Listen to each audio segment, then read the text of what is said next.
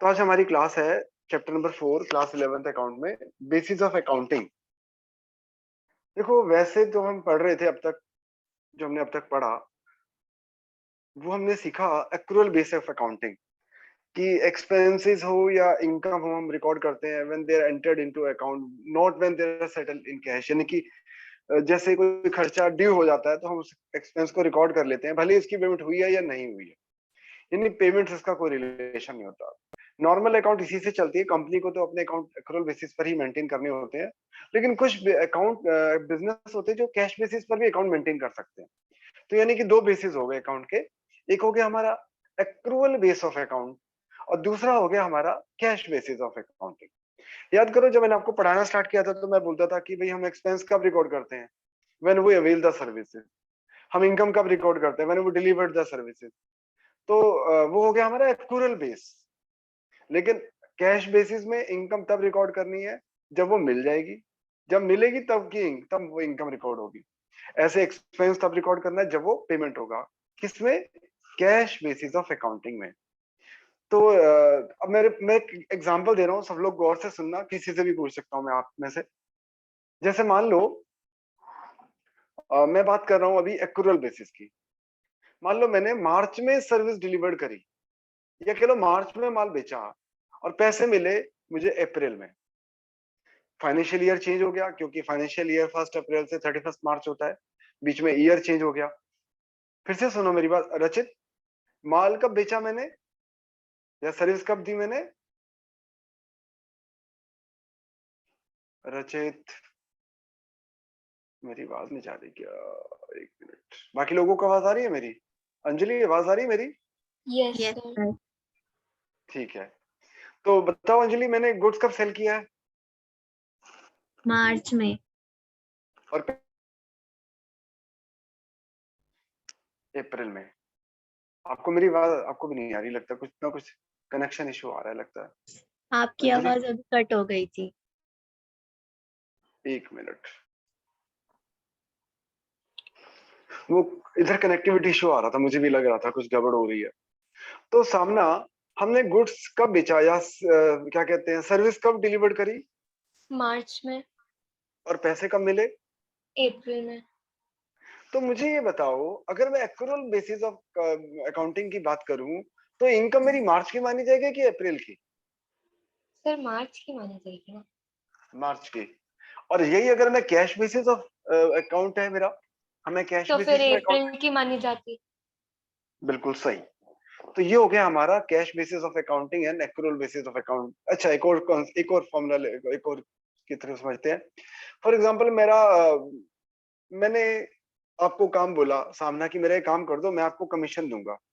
आपने मेरा काम मार्च में कर दिया, यानी मैंने सर्विस जो अवेल कर ली वो मार्च में कर ली, और मैंने आपकी पेमेंट जो है वो अप्रैल में करी। तो मैं यस खर्चा सर। मार्च का मानूंगा कि अप्रैल का, अगर मैं एक्रूअल बेसिस की बात करता हूँ?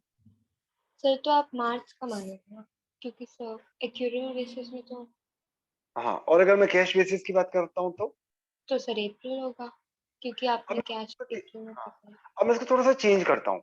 मान लो मैंने आपको पेमेंट तो मार्च में ही कर दी, प्रीपेड एक्सपेंसेस जैसे बोलते हैं, हाँ लेकिन आपने काम मेरा किया अप्रैल में। हाँ। तो मैं एक्रूअल बेसिस में लूंगा तो कब का खर्चा लूंगा? सर अप्रैल का मानेंगे सर? नहीं। और अगर अप- कैश बेसिस पर कर रहा हूँ तो? सर तो मार्च का ही मानेंगे सर, मतलब बिल्कुल सही। वाइस वर्सा हो जाएगा ना। हाँ। हाँ सही, सही है, सही है। अब आपको एक टर्म समझनी है, expense incurred, expense paid. Expense incurred and expense paid, ये दो अलग अलग चीजें होती हैं।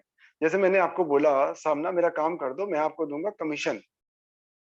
आपने कहा भैया पहले मुझे एडवांस दे दो, मैंने आपको 10,000 की कमीशन एडवांस मार्च में ही दे दी। और आपने मुझे सर्विस जो दी है, मैंने जो सर्विस अवेल करी है वो अप्रैल में करी है। तो एक्सपेंस पेड कब हुआ है? मार्च में। मार्च में। एक्सपेंस एक्सपेंस इनकर्ड कब हुआ है? अप्रैल में। अप्रैल में। हाँ, ठीक है।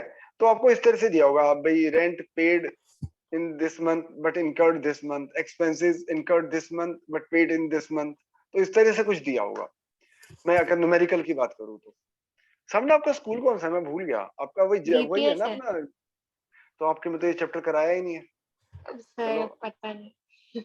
हाँ चलो कर ले, कोई बात, देखो नॉलेज कभी बेकार नहीं जाती, है ना। हाँ इसमें कोई हर्ज नहीं है। अम, रचित आ गया, रचित का तो मिस ही हो गया, अपना क्या नाम है।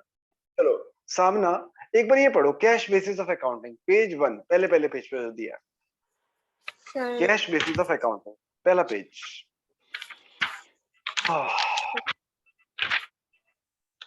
सर पहला पेज कौन से चैप्टर का? पेज में फोर्थ चैप्टर, फोर्थ अच्छा चैप्टर। वैसे मैं न्यूमेरिकल भी कराऊंगा, पर मैं चाहता हूँ एक बार पहले थियोरेटिकली पढ़ ले बुक में क्या लिखा है, फिर हम उसको हाँ इसके न्यूमेरिकल करें। Sir cash basis of accounting करना है। हाँ जी, Transactions are recorded in the books of account on cash being received or paid. Cash basis of accounting is a system in which transactions are recorded when cash is transacted, whether received or paid. It means इस revenue is recognized on receipt of cash. Likewise, expenses are recorded when they have been paid. The बस difference between the यही, अगर exam में आ जाए what is cash basis of accounting, तो बस इतना लिखना ही काफी है।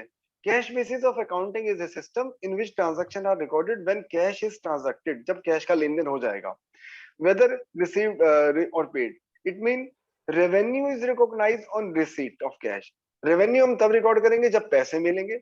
Likewise, expenses are recorded when they are paid. और खर्चा तब रिकॉर्ड करेंगे जब हमने उसकी पेमेंट करी है, ना कि जब वो हुआ है। खर्चा होना और खर्चे की पेमेंट होना दो अलग अलग चीजें हैं। एक्सपेंसेस इनकर्ड तब होता है जब हम सर्विस लेते हैं, और पेड तो दो अलग अलग डेट की चीजें हैं। ये सेम भी हो सकती है, अलग भी हो सकती हैं। हाँ, द डिफरेंस बिटवीन यहाँ से पढ़ना के द डिफरेंस बिटवीन सामना। The difference between the total incomes and total expenses represents profit or loss of a business for, for the accounting period. Thus, when cash basis of accounting is followed, outstanding and prepaid expenses and income received in advance or accrued incomes Accrued are not considered. concept। अभी आपने ये term पढ़ी नहीं है, अभी आपको पढ़ानी है मैंने, प्रीपेड एक्सपेंसेस, एक्रूड इनकम।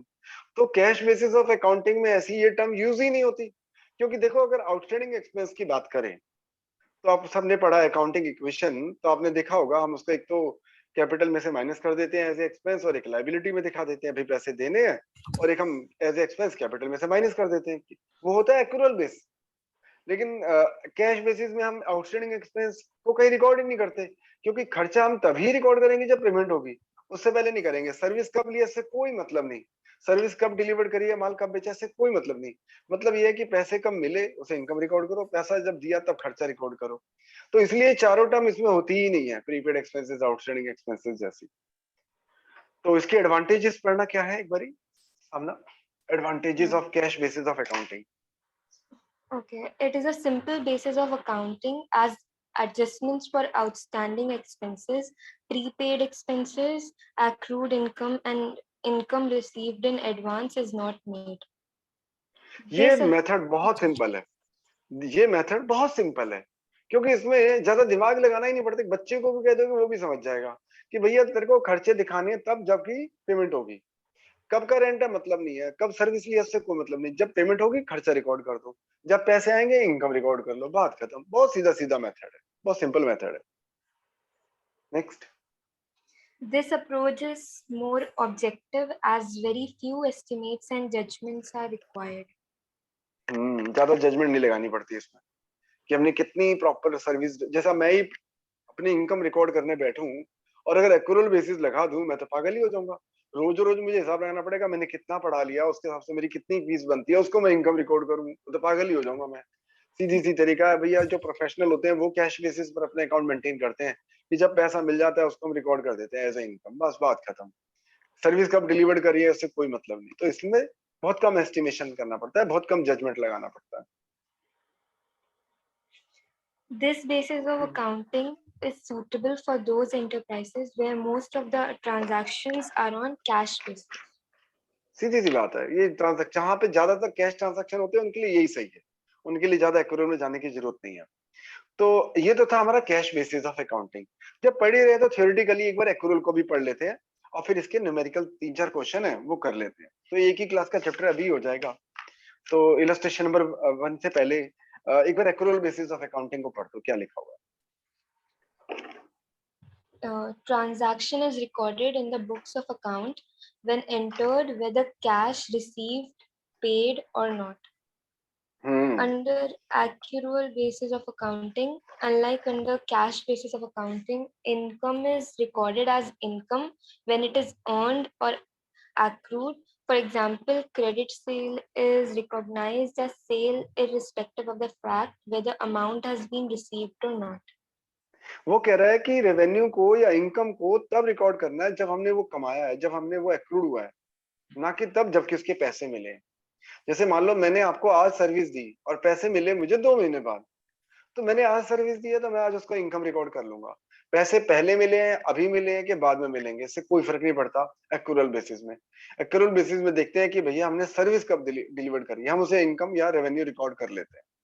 और आगे similarly Similarly, if an expense has been incurred but payment has not been made, it will be recorded as an expense. For expense example, incurred, expense incurred और expense paid, मैंने बताया ना 2 चीजें होती हैं। जब हम सर्विस लेते हैं तो वो एक्सपेंस इनकर्ड हो जाता है, तो एक्सपेंस को भी हम तब रिकॉर्ड करेंगे when it is incurred, when it become due for payment. जैसे हमारे पर एक लायबिलिटी आई कि पैसे देने हैं, क्यों? क्योंकि हमने सर्विस ले ली है।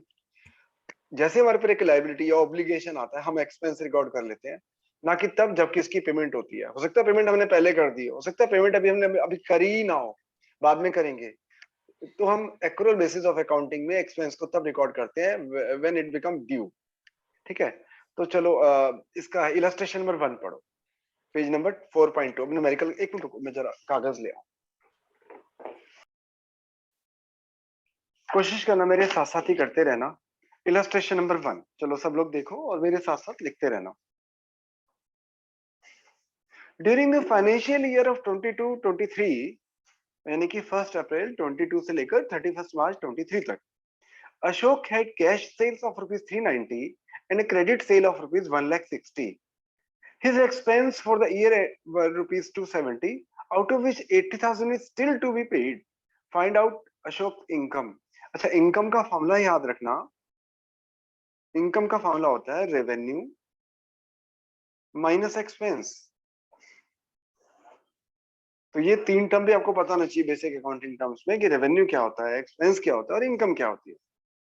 तो अभी हमें डिसाइड करना है कि हमारा रेवेन्यू कितना है, हमारी इनकम कितनी है, तभी तो सॉरी रेवेन्यू कितना और एक्सपेंस कितना है, तभी हम अपनी इनकम निकाल पाएंगे। तो इसलिए जो कैश बेसिस ऑफ अकाउंटिंग या accrual basis of accounting important होती है व्हाइल कैलकुलेटिंग प्रॉफिट और loss for a particular period. Income निकालने के लिए और या प्रॉफिट लॉस कैलकुलेट करने के लिए मेथड बहुत इंपॉर्टेंट है। तो वो कह रहा है हमारी जो कैश सेल है, जो गिवन है, मैं वो लिख रहा हूँ पहले। कैश सेल है हमारी 390 और क्रेडिट सेल है हमारी 160, यानी कि टोटल सेल हो गई हमारी 4-5 लाख। मेरे साथ साथ लिखते रहो कि हमारी कैश सेल इतनी है, क्रेडिट सेल इतनी है, यानी कि टोटल सेल इतनी है। ऐसे अगर मैं एक्सपेंस की बात करूं तो उसके जो टोटल एक्सपेंस है वो है 270। His expense for the year rupees 270, out of which 80,000 is still to be paid, जिसमें से आउटस्टैंडिंग एक्सपेंस है, मतलब स्टिल टू बी पेड मतलब जो देने हैं 80,000। तो इसका मतलब कैश पे कितना कर दिया? कैश पे किया हमने 190। इसको भी समझना जो मैं लिख रहा हूँ। टोटल एक्सपेंस हमने हमारे हैं 270, जिसमें से still outstanding rupees 80, it mean actual paid during this year rupees 190। ऐसे हमारी कैश सेल दी हुई है, क्रेडिट सेल दी है, तो टोटल सेल हमने निकाल ली। तो ये तो जो दिया हुआ है वो मैंने लिख लिया, ये तो गिवन था। अब हमें कैलकुलेट करनी है इनकम। तो मैं अगर कैश बेसिस ऑफ अकाउंटिंग की बात करूं तो देखो, इनकम का फॉर्मूला होता है रेवेन्यू माइनस एक्सपेंस। तो हमारा रेवेन्यू जो है केवल वही लेना है जितना हमें कैश में मिला है। एक्सपेंस हमें वही लेना है जितना हमने कैश में पे किया है।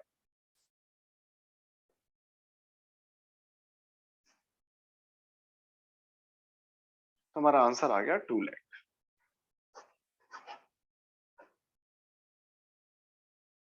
ये तो था हमारा कैश बेसिस ऑफ अकाउंटिंग। इसे सब लोग नोट कर लो, फिर आगे चलते हैं। यानी कि हम इलस्ट्रेशन नंबर 2 करेंगे और अब हम इसी क्वेश्चन को दोबारा करेंगे एक्रूअल बेसिस पर।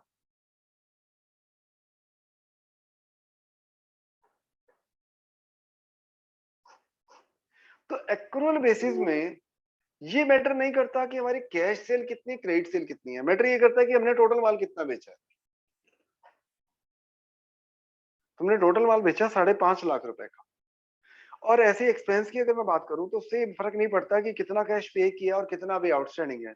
हमें देखना है हमारा टोटल एक्सपेंस इनकर्ड कितना है।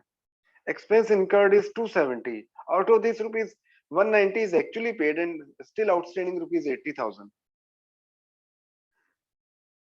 तो इसका मतलब एक्रूअल बेसिस में हमारी इनकम निकल कर आ रही है 280। और यहां तक किसी ने कुछ पूछना हो तो पहले पूछ लो।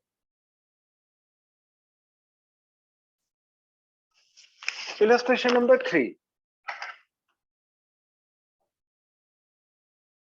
Gurman gave the following information about his income and expense for the year ended 31st March 2023, यानी 22-23 का निकालना है। एक्सपेंस पेड,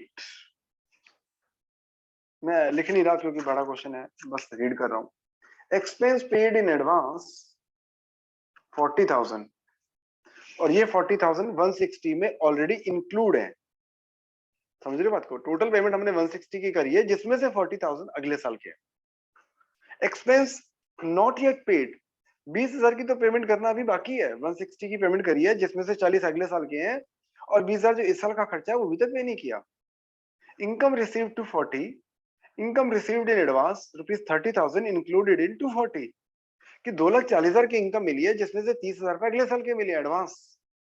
और इनकम येट नॉट रिसीव्ड यानी कि accrued income, income earn but not received, वो है 24,000। Determine is income if you adopt cash basis of accounting, second is accrual basis of accounting. चलो मैं आराम आराम से कर रहा हूँ, आप भी आराम आराम से करो और समझो। अगर आपका यह सिलेबस में चैप्टर है तो इसी टाइप का क्वेश्चन आपके एग्जाम में आएगा।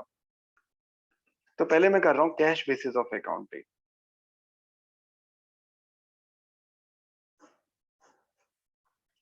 तो मैं दो चीजें पहले कैलकुलेट कर रहा हूँ, पहले रेवेन्यू और फिर एक्सपेंस। फिर रेवेन्यू में से एक्सपेंस माइनस कर दूंगा तो इनकम आ जाएगी। Total revenue received during the year rupees 240। Revenue receive हुआ है 240, पर उसमें से एडवांस कितना मिला है? ओ सॉरी सॉरी, मैं तो कैश बेसिस पे कर रहा हूँ ना। तो कैश बेसिस का तो सिंपल ही है, कुछ है ही नहीं। रेवेन्यू रिसीव हुआ है 240, एक्सपेंस पे करें हमने 160, बात ही खत्म। ज्यादा समझदार बनने की जरूरत ही नहीं है, ये तो सिंपल मेथड होता है। रेवेन्यू रिसीव इतना, रेवेन्यू एक्सपेंस पेड इतना, तो बाकी हमारी इनकम आ गई। दिमाग तो लगता है एक्रूअल बेसिस में।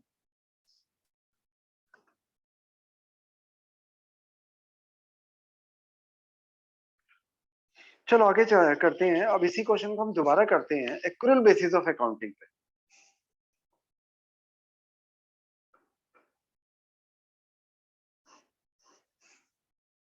तो एक्रूअल बेसिस में अगर मैं बात करूं रेवेन्यू की, तो रेवेन्यू जो हमें रिसीव हुआ है इस साल वो है 240, बट उसमें से जो हमें एडवांस मिला है ऑब्वियसली वो नेक्स्ट ईयर की इनकम है। एक्रूअल कॉन्सेप्ट, अगले साल का रेवेन्यू है तो वो अगले साल की इनकम है। तो वो कितना है अगले साल का? 30,000। तो revenue received for current year, तो करंट ईयर का जो रेवेन्यू है वो है 2,10,000, बट एक्रूड रेवेन्यू कितना है, एक्रूड इनकम कितनी है? एक्रूड इनकम का मतलब होता है कि इस साल हमने वो पैसे अर्न कर लिए हैं, बट वो पैसे हमें मिले नहीं है। और एक्रूड कॉन्सेप्ट यही कहता है कि जिस ईयर में वो अर्न किए हैं वो इसी ईयर की इनकम है, ना कि तब की जबकि वो मिले हैं। तो इनकम नॉट येट रिसीव 24,000, तो टोटल रेवेन्यू हो गया 2,34,000। रचित समझ में आ रहा है मैं जो कर रहा हूँ, ये यस जो मैंने सर। किया अभी? Yes sir. रेवेन्यू रिसीव्ड इतना है, उसमें से जो अगले साल का मिला है वो अगले साल की इनकम है, तो करंट ईयर की इनकम 2,10,000 है, और 24,000 वो है जो हमने इस साल अर्न कर लिए लेकिन मिले नहीं है, वो भी हमने जोड़ लिए, तो टोटल रेवेन्यू हो गया इस साल का।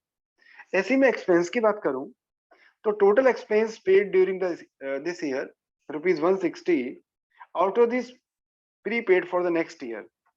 तो नेक्स्ट ईयर का प्रीपेड जो इसी में इंक्लूड है वो है 40,000, तो करंट ईयर का हो गया 120 expense for current year.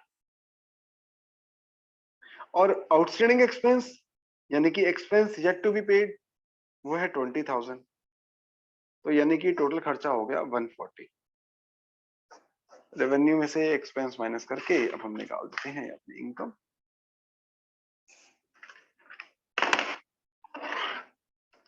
$234 minus 1,40,000 94,000, ये होगी हमारी income.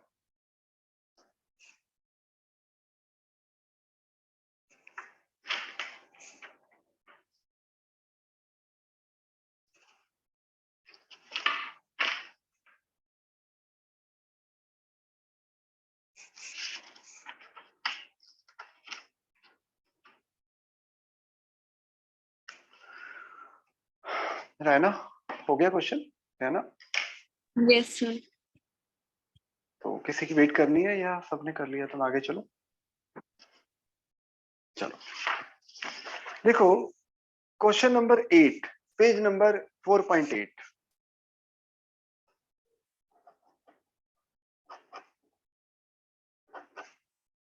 Question number 8 page number 4.8। चलो रिया आप पढ़ना एक बारी, सामना स्टेटमेंट पढ़ना। Sir, कौन सा क्वेश्चन?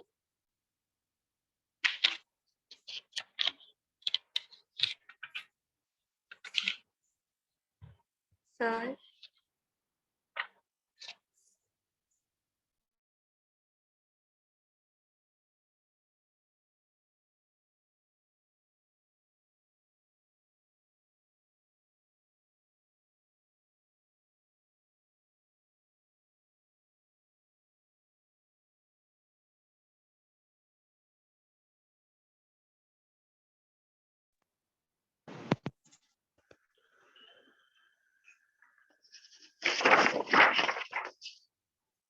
ओहो सेट ही नहीं हो रहा ये तो।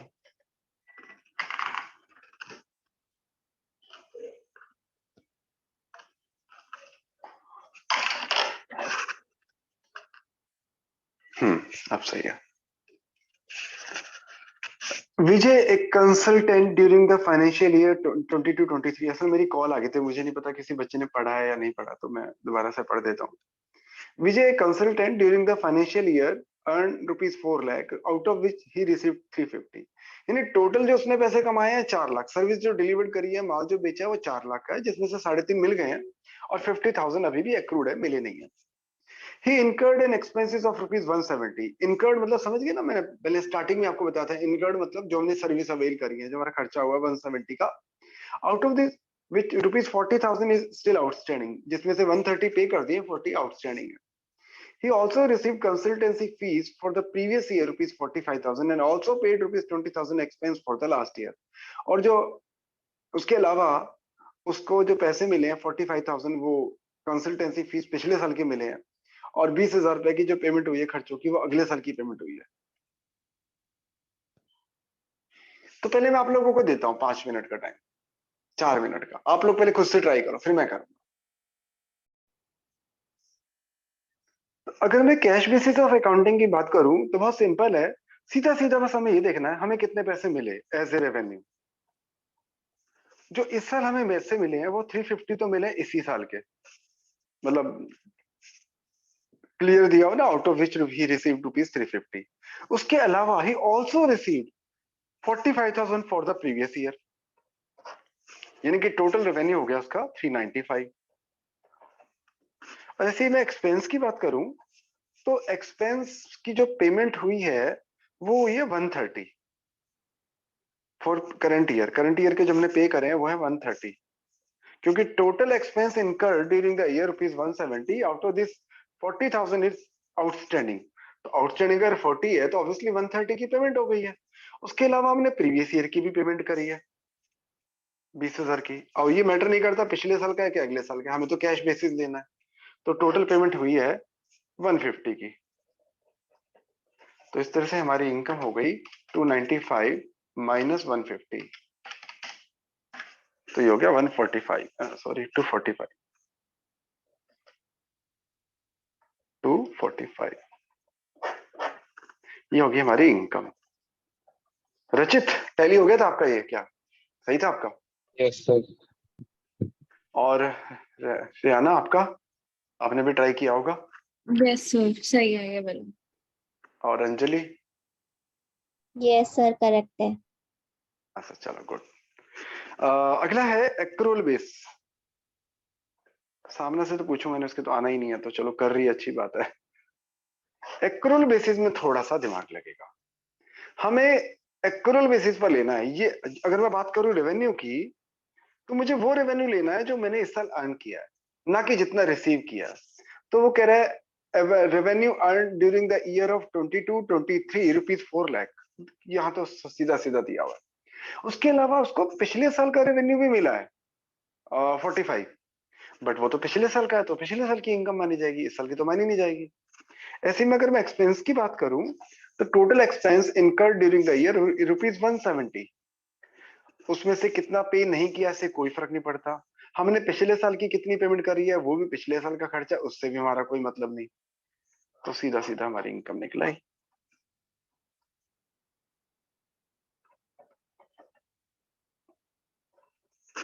230।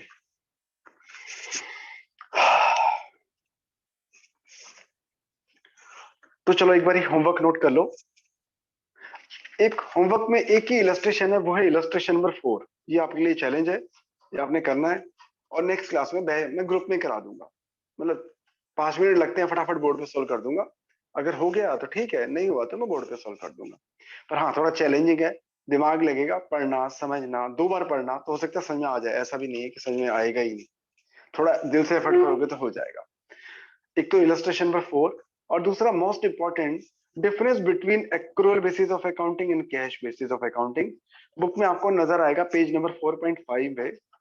मैं फिर यही सजेस्ट करूंगा कि इसको पहले पढ़ना, फिर इसको रजिस्टर में लिख भी लेना। जहां आप क्वेश्चन करोगे वहां सॉल्यूशन इसमें देख के बुक से बेशक लिख देना, लेकिन लिखने से याद हो जाएगा आपको। क्योंकि जिन जिन के सिलेबस में ये चैप्टर है, या तो न्यूमेरिकल आएगा वही जो अभी अभी हमने किया है क्वेश्चन नंबर 8, या फिर थ्योरी में 90% चांस है कि यही क्वेश्चन आएगा, differentiate between cash basis of accounting and accrual basis of accounting. ठीक है जी। तो और किसी को कुछ कहना है? हाँ सर। चलो एक मिनट बस, 1 मिनट रुको।